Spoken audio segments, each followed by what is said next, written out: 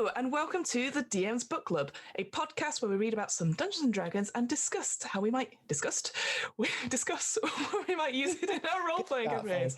Good start. What a break open a series, because I'm not going to let you undo that. We're going to roll with it. Super. Hello, my name is Fiona, and this is our first proper recording of 2021. Well, okay, this is going to be a great start. So my name is Fiona, and with me, first time possibly talking about Dungeons & Dragons this year is Ryan. Hello, Ryan. How are you? Hello. I'm great. I'm very good. I am enjoying 2021 for everything that it's bringing, which, you know, what was it? We finished the end of 2019, didn't we? And we sort of thought, there's no way this year could get any worse. Like 19 was a terrible year and stuff happened. 2020 will be great. Yeah. It'll be fantastic. And then 2020 happened and we were all locked down. Like the entire DM's Book Club first season was filmed in lockdown, right? I don't think we did anything that was remotely related to freedom. No. So this time around, I'm just going into it from a totally opposite angle, right? I'm just saying 2021, it's going to be terrible. It's going to be the worst year that we've ever had. Everything's going to go pear-shaped, you know. Out of the group of us, 3 of us will be dead by the end of it. You know, it's going to be terrible. And then it's all up from here, you see. It's my new optimistic stance. That's well, we'll check back in at the end of the year and see if any of these predictions have come true. Hopefully we're not dead. It's somebody else you're referring to. Well, you know, we wouldn't mind. Maybe. I don't know. I was going to ask, up to any D&D stuff over the holidays or anything like that? Anything reading-wise? Well, it kind of is related to this session, really, because we've all been given lots and lots of Christmas reading. That sort of, I'd say, Tasha's Cauldron of Everything came out in November, did it? Yep. Time is a loose concept for me. I picked it up.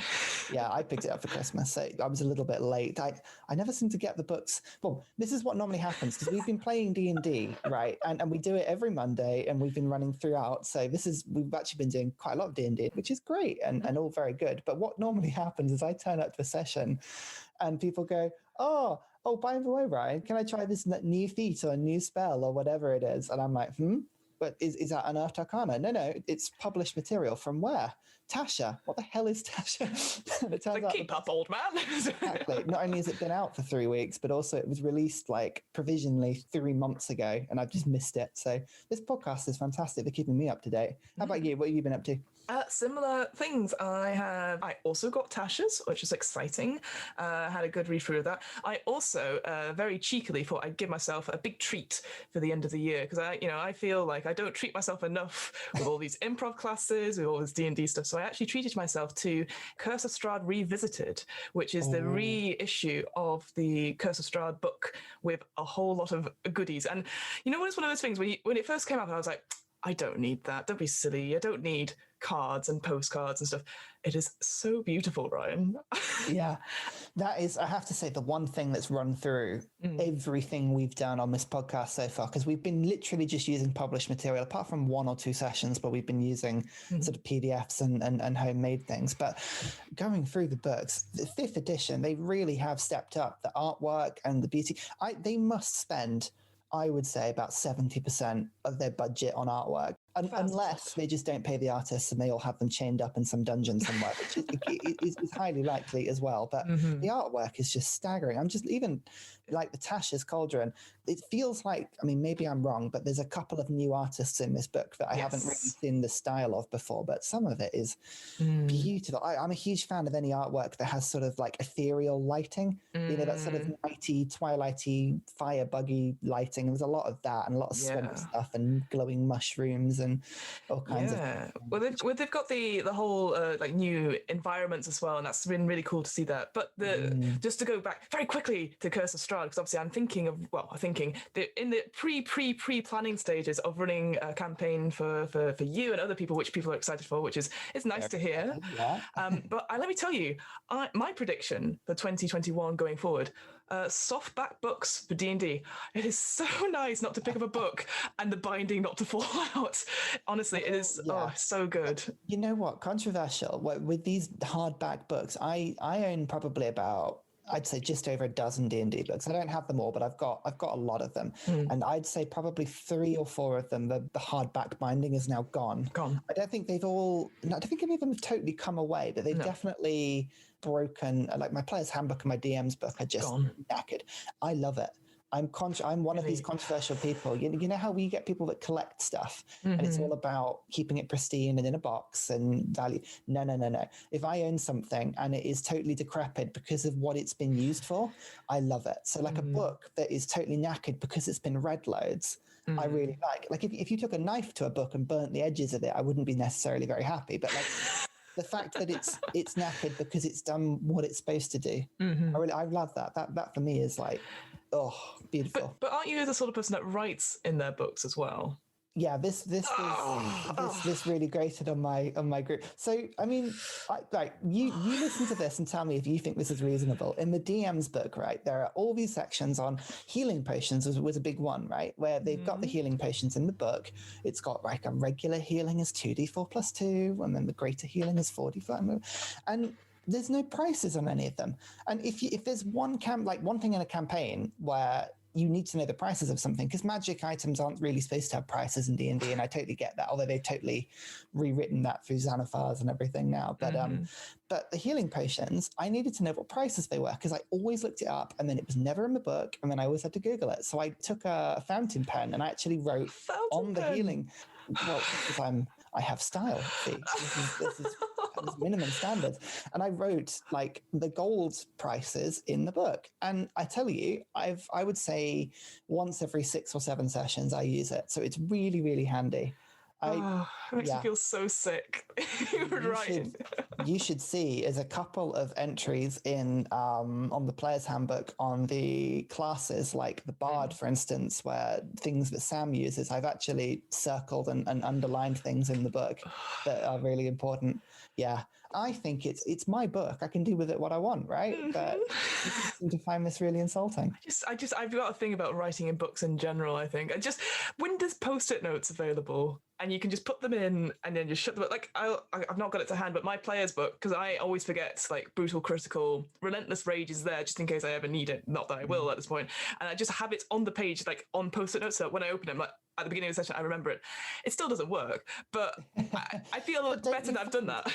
The problem with Post-its, and maybe this is just the terrible Post-its I use, but like if I've in the monster manual flagged a couple of monsters that are going to come up in the session, and then give it a few weeks because the session's never quite run as they're supposed to, and you've gone off talking to some NPC about badger hunting, and then 3 weeks later we get to the encounter I thought. So the Post-it's been in there for like a month or so, and I take it out, it leaves all that sticky, horrible residue on all the pages, so that the book begins to get really sticky.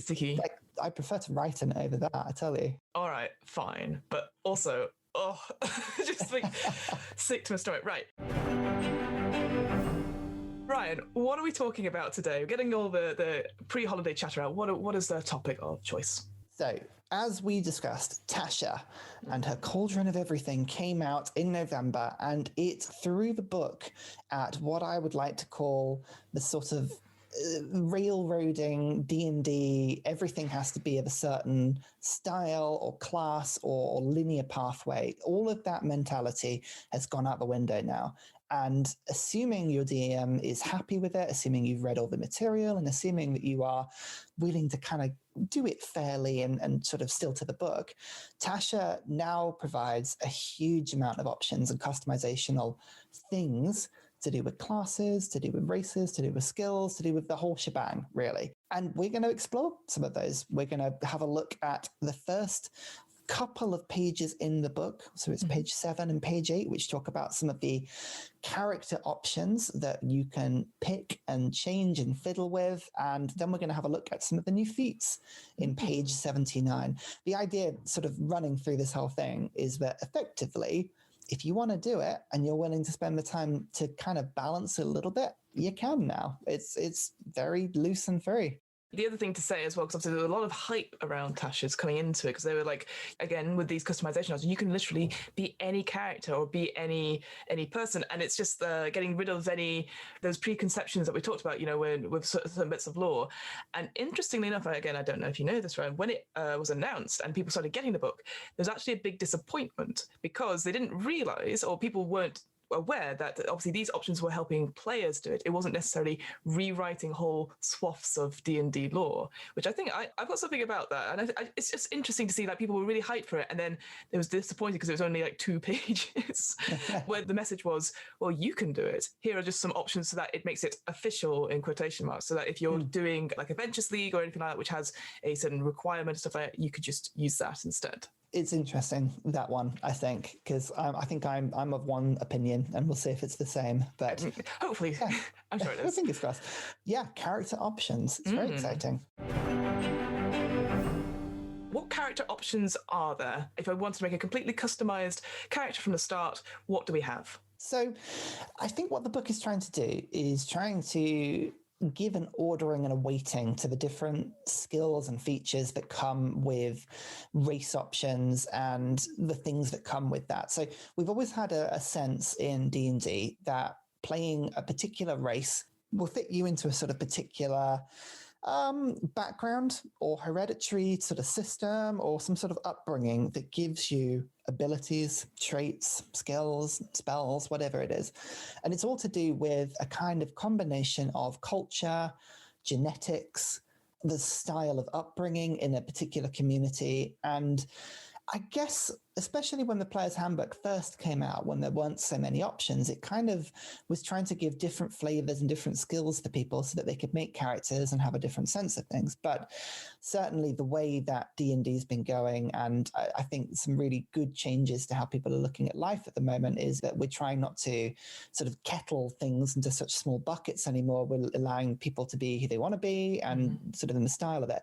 So it's now taken away from that sort of look, and it's now, as I say, bucketing and tiering different levels of skill, kind of to rank them in a sort of ordering of, okay, this is of X importance and this is of Y importance, and we're bucketing them into sort of little chunks so that you can take them and replace or swap things out in order to customize your style of character options. So when we're talking about this, we're talking at the moment about the race of your character and the origin of your character. So I think one of the most, I'm just trying to think of a really sort of typical upbringing. If you think about elves, elves have always seen as very aloof, ancient, sort of reserved, but also enjoy life creatures. I mean, you've had high elves and you've had wood elves, where high elves are very magical and they like to build things and are very Rivendell, sort of Lord of the Rings-esque creatures.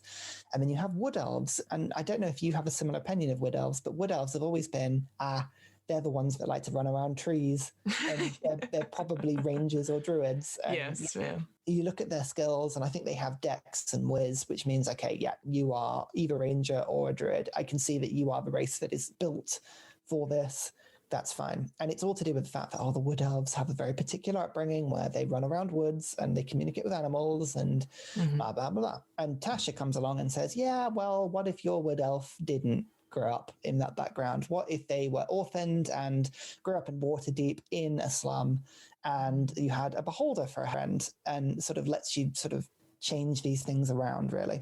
That's the whole thing with this, is that it's trying to get away from taking certain roles in society. So like you said, like I think it talks about like later on like dwarves being of hearty constitution, but that's not always necessarily true. And so you don't have to have that dwarven resilience as well. You can just choose to take that or not. And one thing I will say from looking at this is that a lot of this is flavor.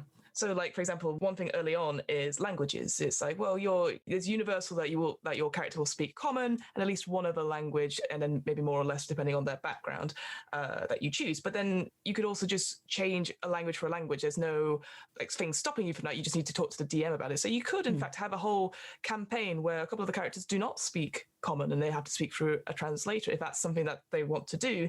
And again, just looking at the list you got abyssal, celestial, deep speech, draconic, all these sort of connect different worlds. So if your world doesn't take place necessarily, if your campaign doesn't take place necessarily on the material plane, then would you have a need for common per se? Maybe you do, but maybe it's the rarer language. Maybe it is the second language you have, and your first language is, say, Celestial instead. Yeah. And the good thing about, especially when you look at the languages section, is that it's not bringing anything into the game that would be considered to be unfair or broken. There have always been spells to do with translating languages. There have always been feats that allow you to take new languages. There have been trainers that can teach you languages. But every single one of these languages is spoken by at least one race that has been released in the book. Like, obviously, you've got things like Dwarvish, Gnomish, Halfling.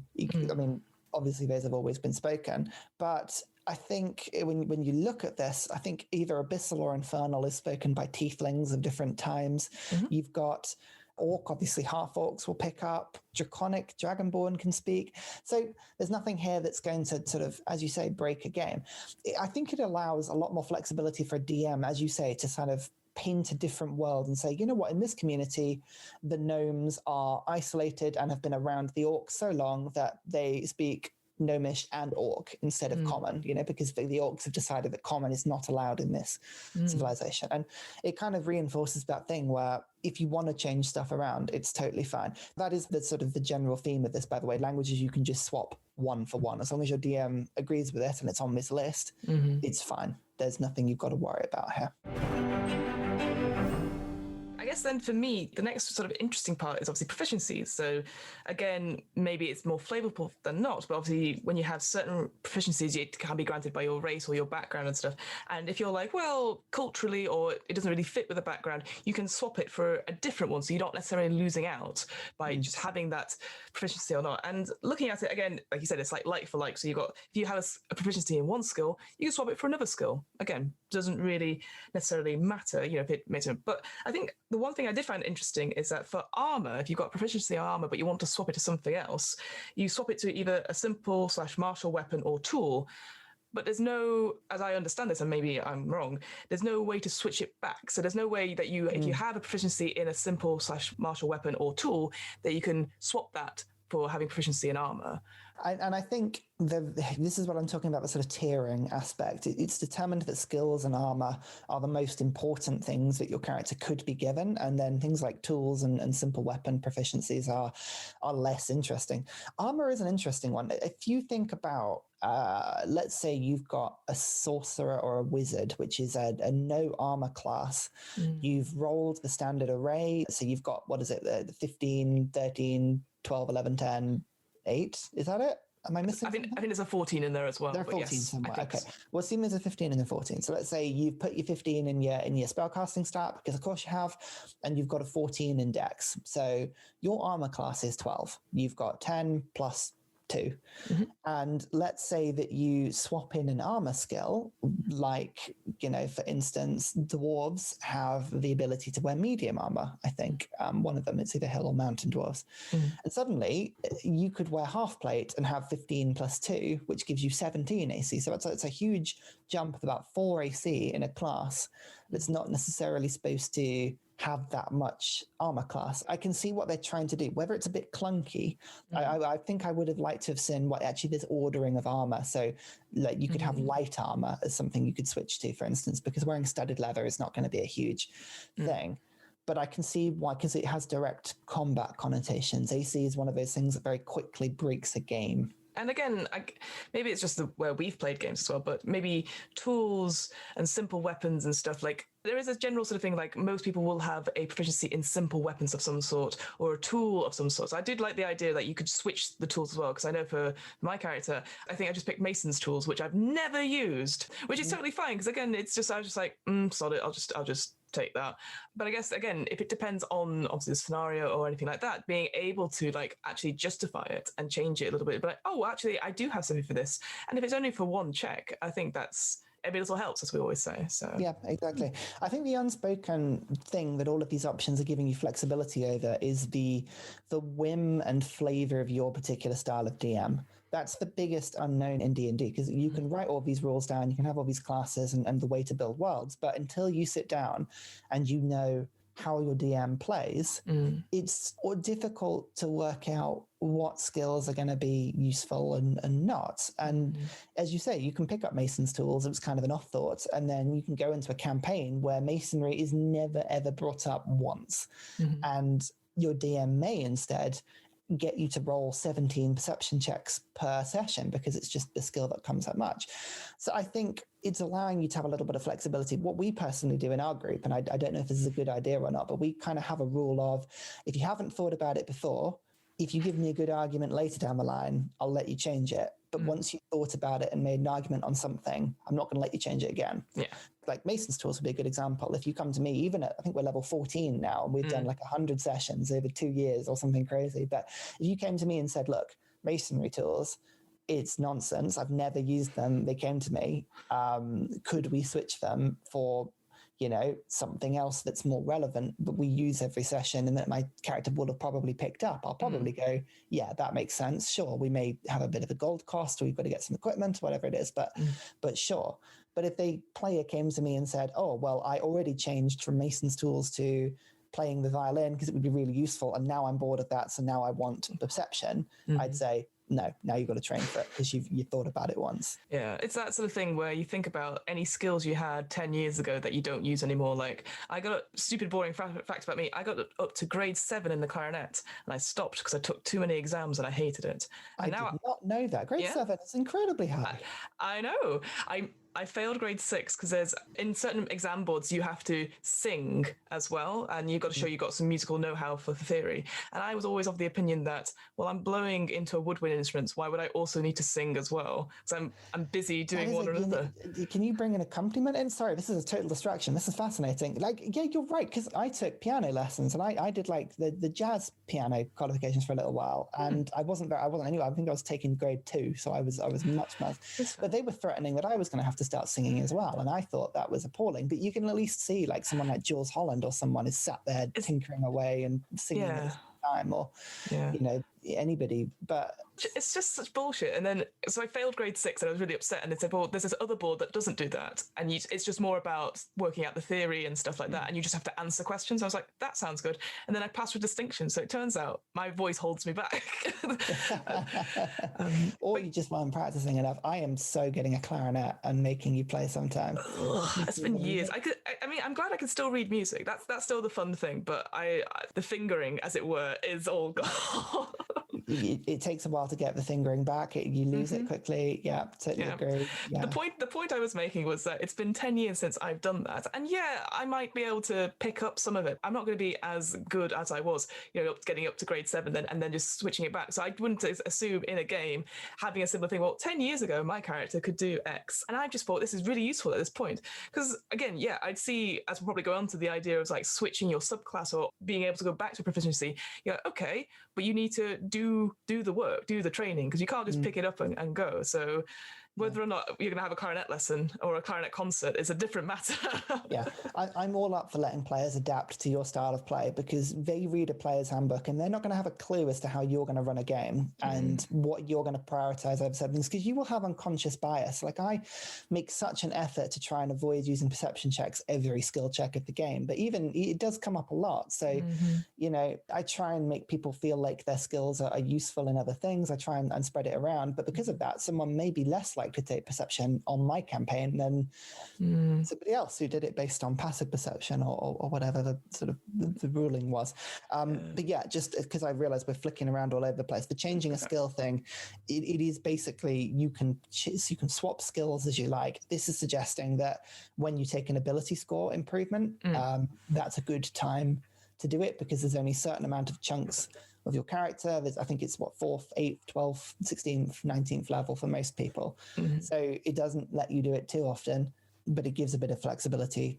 All of these options you don't have to include them as a DM, but they're just options to let people switch it around, really. And I think that's a good point before we move on, is that I think a lot of the times when you're thinking about, you can play whatever character you want, that seems to be aimed at players who want to play a certain or have an idea in their mind. But actually, I think it is encouraging for DMs to be like, hey, there is a way to do this. So now maybe you should open up your world and stuff. And then for you don't have to have orcs or elves or dwarves. You can make it change from this. And I think that's the thing is key, is that maybe a lot of people who get this book are DMs over players. I mean, again, a lot of the options here are for player options and stuff. But I don't know, if you're a first-time player coming into the thing and you're going, okay, I've got Player's Handbook. Do I need Tasha's as well? And the answer is probably not. That's probably for your DM to help you with that. And I think that's an important thing to just say, is that like it's very helpful, but maybe a bit much if you're playing for the first time or playing for your first few characters. And this is definitely something I would say that if you're, I say, experienced, if you're comfortable with what you've got, but you want to try something different and have a look, then this is the kind of book you should be looking at. Yeah, this is definitely something to tackle if you've got a little bit of an understanding about how to build a character. You don't necessarily need to have played a lot, but you've got to realize how a character is built. So if you're a new player, getting a DM to run you through it, or an experienced player is a good option. I think as well, it depends on how you make a character. If you come at it because you enjoy reading the books and you look through class options and you say, oh, that looks really interesting, then this isn't going to be as interesting for you, because you were always going to pick cool classes and not worry about the backgrounds and the flavor of it that much. But if you're coming at it because you want to play Geralt of The Witcher, that's your character, you want to be that exact person, and nothing in the book is matching up to give you that exact skill set. This comes at it from a theming angle, much better than a stats angle. You can build what you want from the theme. Some other little bits just before we sort of go through them. The ability score increases, we sort of skipped over, but that's one of the most sort of crucial aspects. Character races either get a +2 and a +1, or a +2 and nothing, or a 2 +1s. I think there's a couple of other combinations, but this effectively lets you chop and change, as long as you can justify it as to like why your race sort of is built like that, then that's fine. That's actually a bit that probably is the most min-maxy, because it's going to be like, I want to play a dwarf, but I'm actually a wizard, so I want my +2 to go into, wizardry rather than dwarf stuff. So there's an option there to make it a little bit min-maxy, which I'm never a huge fan of. But I do like the idea that you don't have to play the exact physical characteristics of somebody of your race. I mean, for instance, like a half-orc that always has the +2 to strength. Yeah. And let's say you don't want to play a strong character, or I mean, there's so many things where, like, for instance, as a bloke walking around, you always assume you've got to be strong. That's something that comes with being a man. You've got to be able to be this sort of really big, strong, lift a box, help somebody out physique, and you're not. The way D&D's worked before is, okay, you can't avoid that +2 strength, so just stick an 8 on it, make it a 10, and you can flavor it out, but you're just not very strong. But it doesn't let you then excel at something else that you would like to. So I like this change. It lets people be a little bit more like, no, you don't have to be like that. You can do this as you want. Why not? Why is not a problem? Why not? Be the weak man that you want to be. That's what you're saying. Super. Bingo. Before we move on to feats and stuff, I think the only thing I wanted to talk about was sort of the changing of your subclass as well. Because like we sort of mentioned before, is that, you're playing a campaign and then obviously Tasha's come out and you're like, oh, actually, this allows me to change, or it allows me to try something a bit different. What would you say is the sort of the main things you need to know as a DM? Like, what are the options that you can do for this if a player comes to you and says, I want to try this subclass or change a skill, etc.? Yeah, I think that's the biggest thing. There are so many more subclasses now than there were when it first came out, and more things come out every time. The main things to take away from this are, life is too short. If you've got a campaign and you want to try something new, go for it, as long as the DM is up for it. You don't need to play. I mean, we've been playing a campaign for well over 100 sessions now, and if somebody wanted to change because they don't want to play the same thing for another year, for instance, I get that. This is supposed to be fun at the end of the day. This gives you options to change your subclass effectively. So let's say this gives you the option of being, or the example of giving a paladin of Oath of Devotion switching to Oath of Vengeance, or whatever it might be. Maybe your warlock goes from I'm thinking very sort of critical role-esque, you can change your patron, or I'm thinking other stories like a wizard may change the school that they favor in because actually they've got a really good you've done that at high school probably. You've gone in you've been really good at one thing like science, and then you've turned up to an English lesson and your teacher was brilliant and you've loved it ever since, and you find your allegiance is switching. That's the sort of thing that happens. This gives you the option to do it one of two ways. Either you can do it with a cost and time, or you can just say, it happens, sudden change with explanation.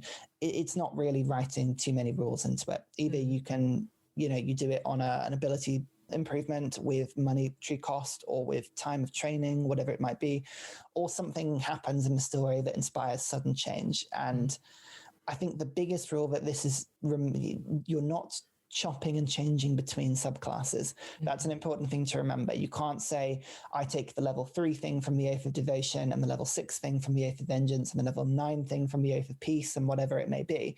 You've got to pick one and stick with it. And I think there are some very important balance rules in that you have to consider, and not just mechanical rules as well.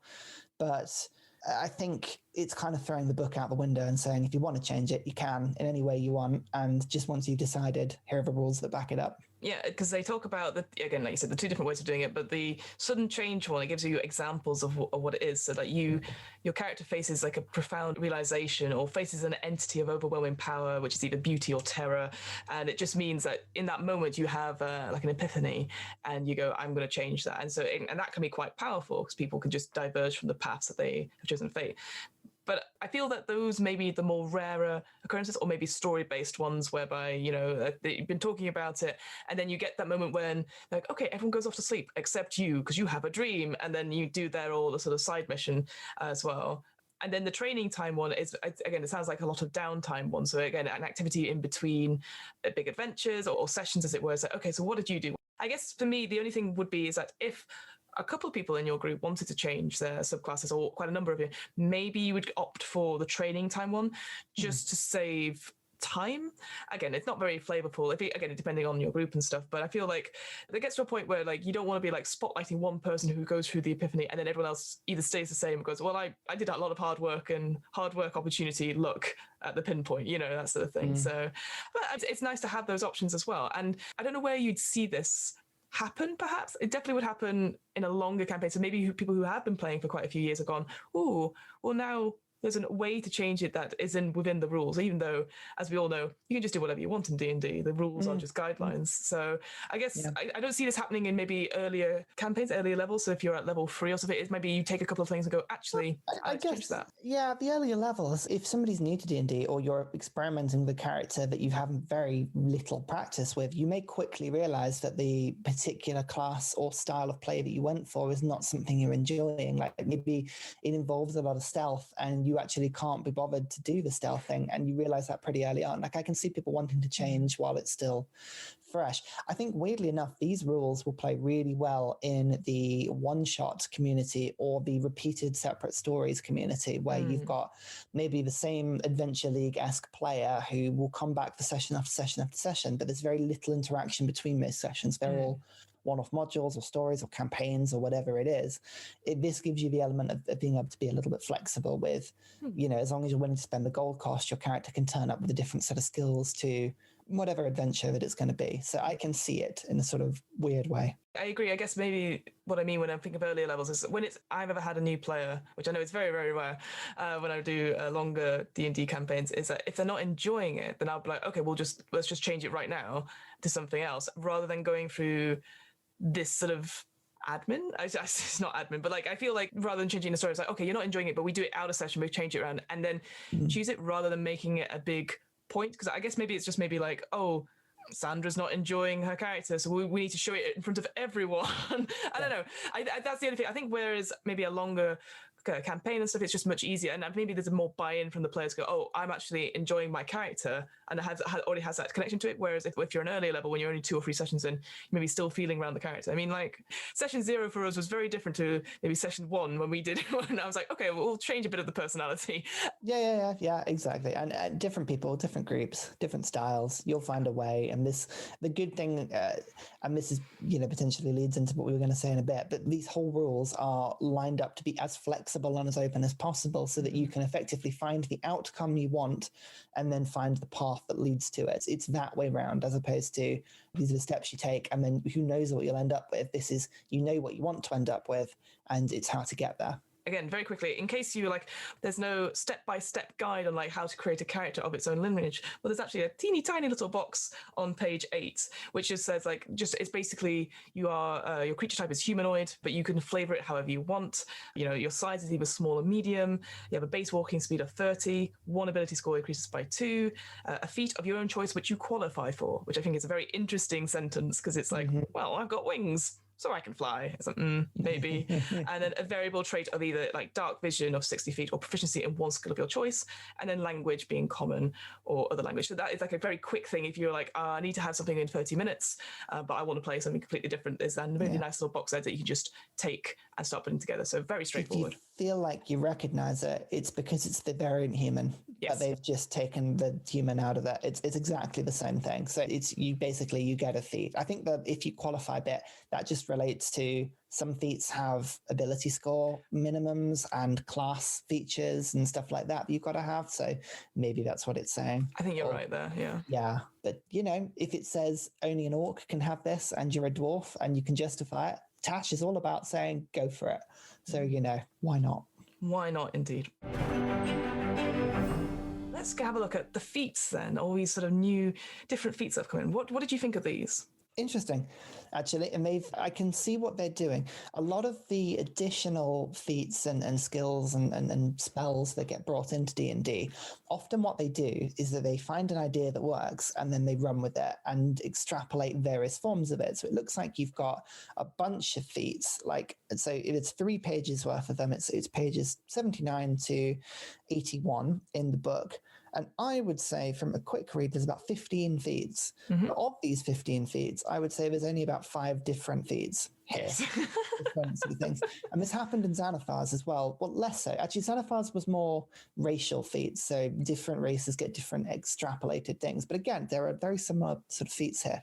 Mm-hmm. What they've done is they've taken old feats that were in the game before and they've given more options to them, or they have taken an idea for a new feat and they've sort of given about 4 or 5 different options for it. There are some really good ones here, actually, really good ones. I noticed that as well, because obviously it's like a magic adept or mage adept is in the original book, and then you have meta magic adept or artificer, because obviously now artificers are an official class and stuff.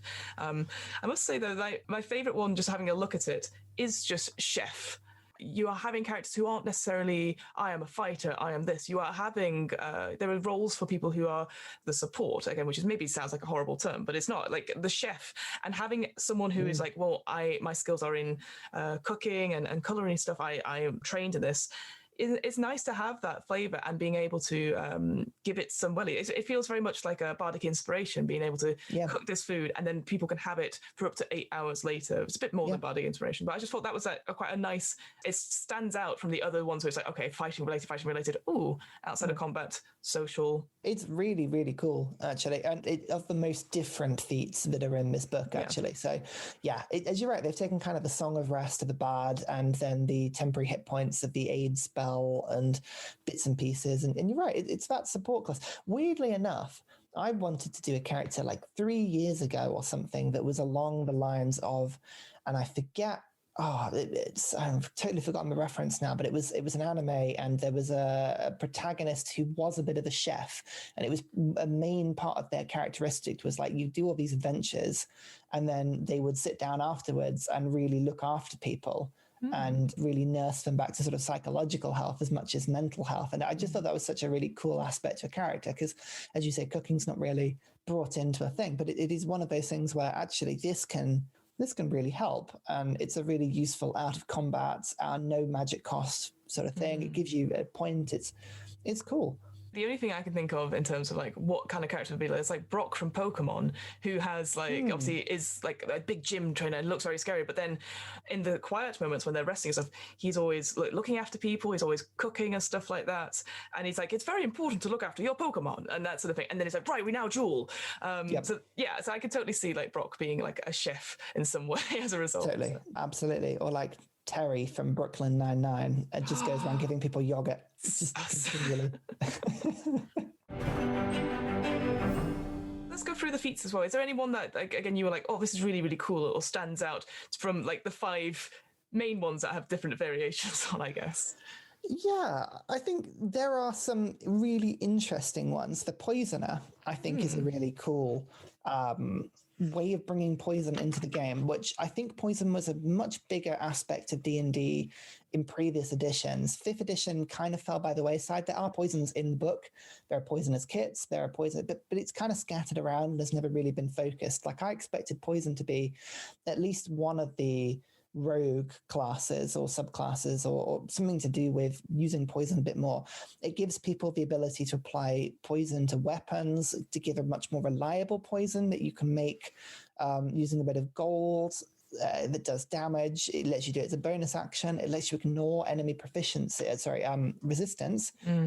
Which is really good, really actually, good. Because a lot of monsters have resistance to poison. There's a bit of a joke throughout D&D that of all of the damage types, if you pick a spell that has poison damage over everything else, it is worth like half as much, because after a certain point, every single monster will be either immune or resistant to poison. Like, it doesn't matter what it is, they all have poison blood.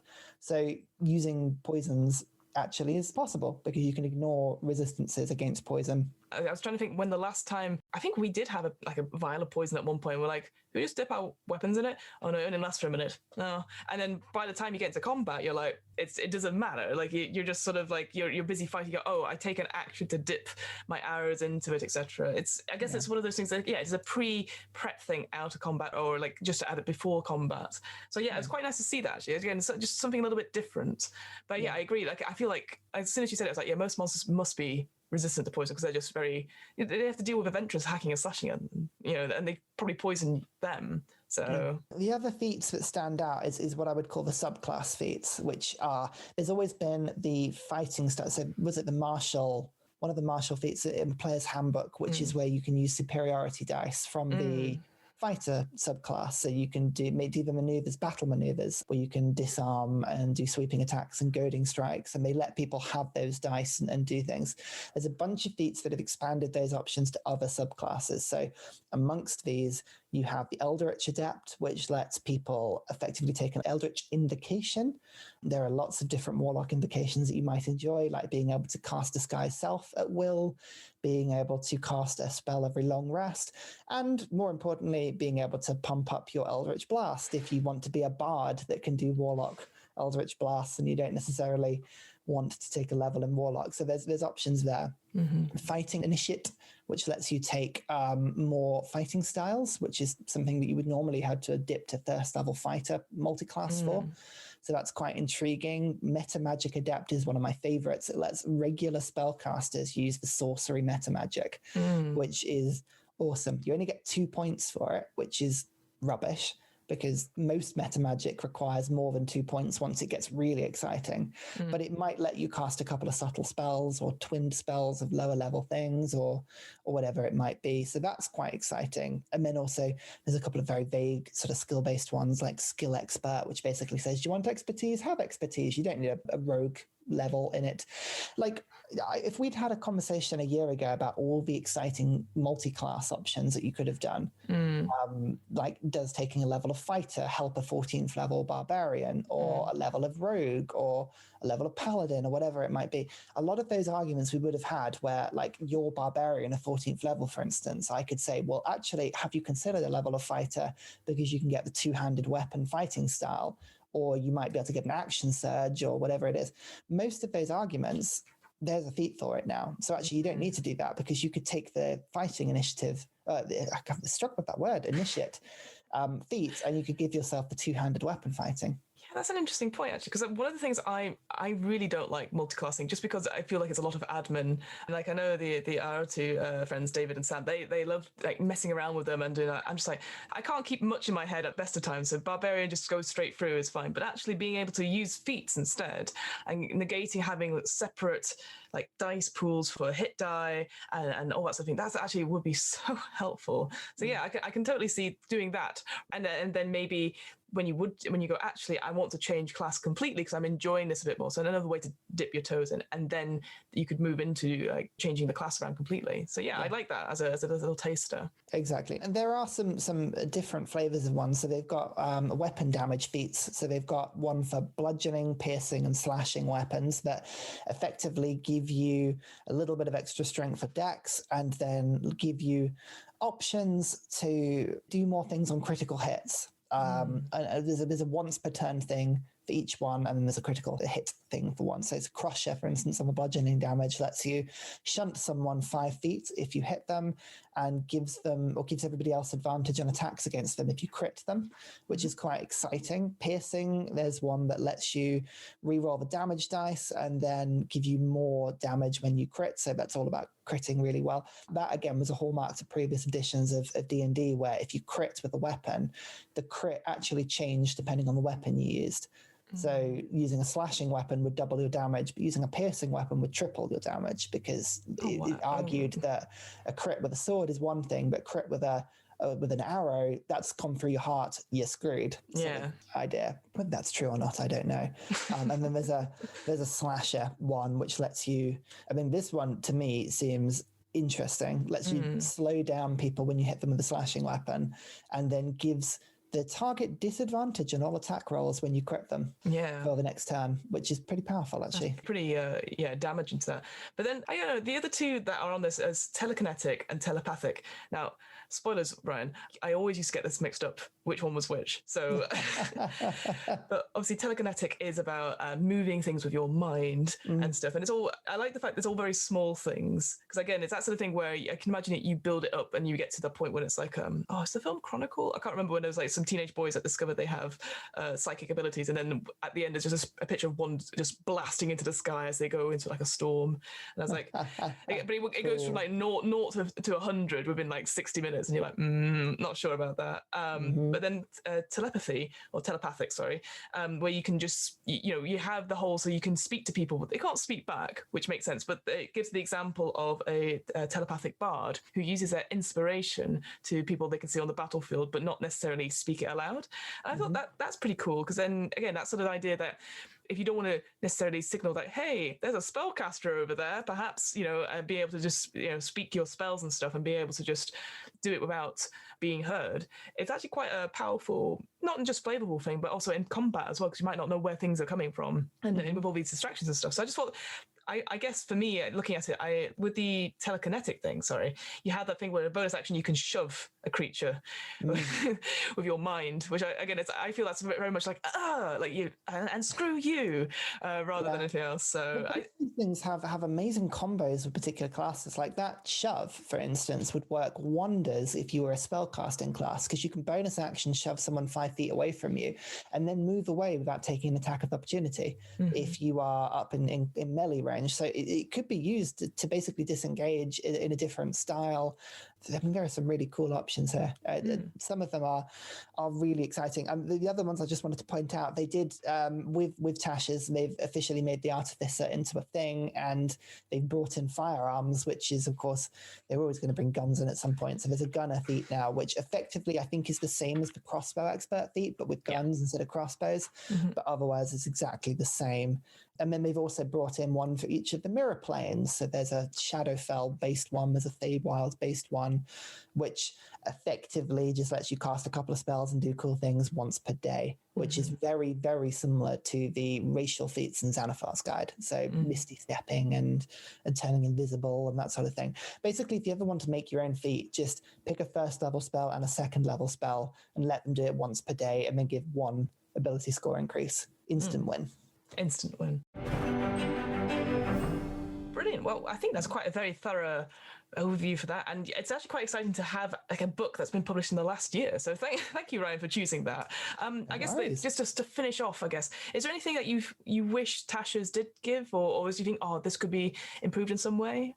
I think, generally speaking, and I don't know if this is the opinion, but I love what they've done. for me, not writing the lore and not giving fixed options is exactly the point. The whole point is not supposed to be here are some options for you, or like different subclasses for you to try. The point was supposed to be, what do you want to do? Like, ignore the rules. This is not what D&D is about. D&D has always been about, what do you want to be? Who do you want to play? And here are some ideas to help you get to that point. If you're not enjoying the game, how do we change it so that you do enjoy the game? And let's put some rules about it to change that. So I love what they've done. Personally, keeping things open-ended and flexible is exactly what I think the game needed. I don't think it needed another 300 subclasses. It's given them another 300 subclasses. There are lots more in the book, but I don't think that's what it needed. I think just having a bit of flexibility to be a bit sensible and say, you know what, my lock-picking tools are useless for my fighter. Can I instead learn how to use maritime vehicles? That's fine. Maybe it's just how we've played, because we've always played D&D with that flexibility. Like, I've always allowed people to have a custom background where you can pick your skills, you can based on an argument you give to me. So we've kind of just taken that really and run with it. Yeah, so I feel like for me, a lot of people expected loads of stuff from Tasha's, and like, oh, it's going to rewrite history, it's going to rewrite all these things and stuff, and it hasn't. It's put that agency back with the players and stuff, saying this is up to you now.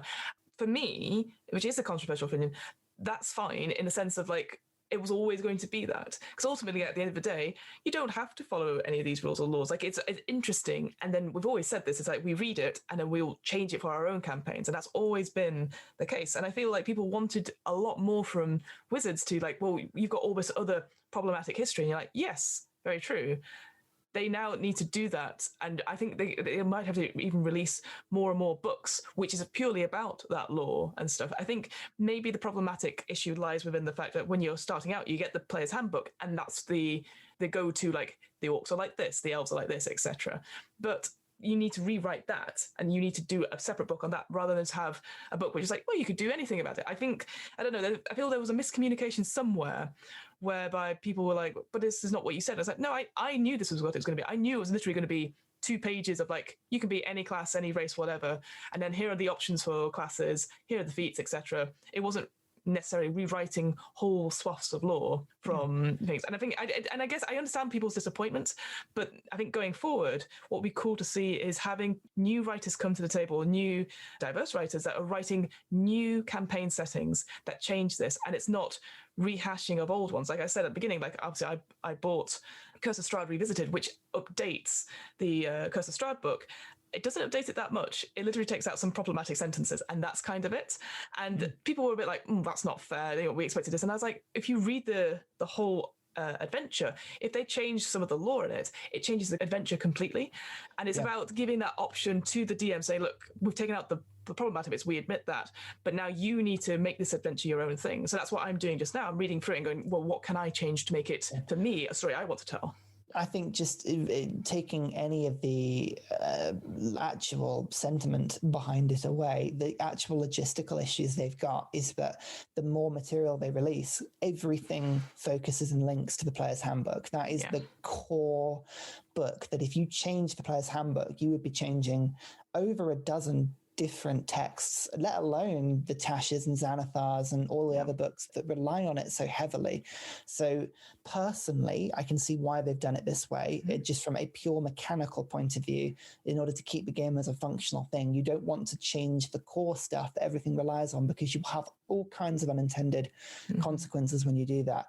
I wouldn't be surprised if we end up seeing a lot of big sweeping changes either in 6th edition when that does come out, and my bet personally is a 5.5 edition. I honestly think they will re-release the Player's Handbook, Dungeon Master's Guide, Monster's Manual under a 5.5, a revised 5th edition, like they did on 3rd edition, because I believe this edition has captured the commercial attention and imagination of the players way more than any other edition has so far. 5th edition really has catapulted D&D, along with Twitch and YouTube and all the other sort of avenues.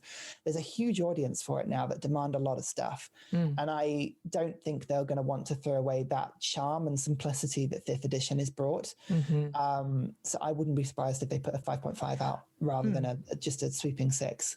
Yeah, absolutely. I think it makes sense at this point as well, because it's been like maybe not 10 years. It's been 5 or 6 years since they've released 5th edition. So yeah, and I'd welcome that as well. Like, I guess the other thing as well is that if people are like, no, this is not right, etc., and I completely understand, there are so many fantasy systems out there which are either as crunchy or as little. Like, I've played games where there's no dice rolls at all and it is just pure conversation.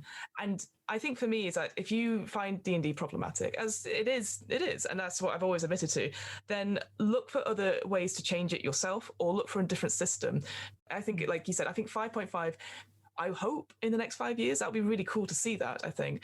But these things move so slow, and unless they're going to invite lots more people to do writing and create new campaigns, which are different settings and stuff to the old ones. But again, as we've talked about before in previous episodes, people want to have the old campaigns updated to 5th edition. They want to play the space hippos with guns, officially. It's one of those things where I think it's something that needs to change, but I understand it's going to take years and years and years, and we won't see the effects of it till possibly people stop playing. You know what I mean? Like, yeah. It's easy to become annoyed and frustrated that maybe the game isn't catching up with where it should be as quickly as it should. Mm-hmm. But instead of thinking about it like that, think about it more joyously, that it's wonderful that we live in a world that has changed so quickly that this problem is appearing. And it's better to be that way round than not to have this issue because the world is not changing. That would be a worse situation. So they'll catch up. Give them time. They've got to hire all the artists in. It takes years to get all this artwork in for a new book. So, It's, we've said this before. The art is so beautiful. It's beautiful. It really is. Thank you so much again for joining me, Ryan. It's so nice to speak and talk to you about D&D things in the year of 2021. Tell us, where can we find you? What are you up to? What's the plans for anything socials or Civ related? What are you up to, man? Oh, you can find me on this podcast. That's mainly where I hang. There's episodes and episodes of it. I just looked on Spotify the other day. There's tons of it. I don't remember filming half of that. I looked at some of the topics. We spoke about mind flayers at some point. Really early on, yeah. Yeah, really early on. I had a whole thing about giants. I can't remember a thing about it, so I'll listen back to it at some point and find it. Yeah, I run a YouTube channel called UrsaRyan, so come find me there. And I'm also on Discord, the UrsaRyan Discord. So come find me. We can chat. We can chat. And I am Fiona. I run the What Am I Rolling podcast, a twice monthly RPG one-shot podcast. Words are nothing anymore. As always, it's going really well. I'm super busy, and it's nice to be busy. I was saying to Ryan before we started recording, I recently just played in a Warhammer role-playing fantasy one-shot, which... put it this way, you're in trouble if the form-fillable PDF buffers as you scroll up, because there are so many stats and so many things, but it was really fun. But again, one of those things where I'm like, I have found my limit with fantasy games, and it is that. We also played The Expanse really recently, which is a sci-fi-S one with 3D6 and stuff, and that was really fun. The lore of that is really fascinating, so that's on my list to look at The Expanse at some point for the sci-fi show. And that's pretty much it. So, all good stuff. Thank you so much for listening, and we'll talk to you next time. Yes, I like it. That's a fantastic. Or you could just say goodbye. Goodbye. Bye.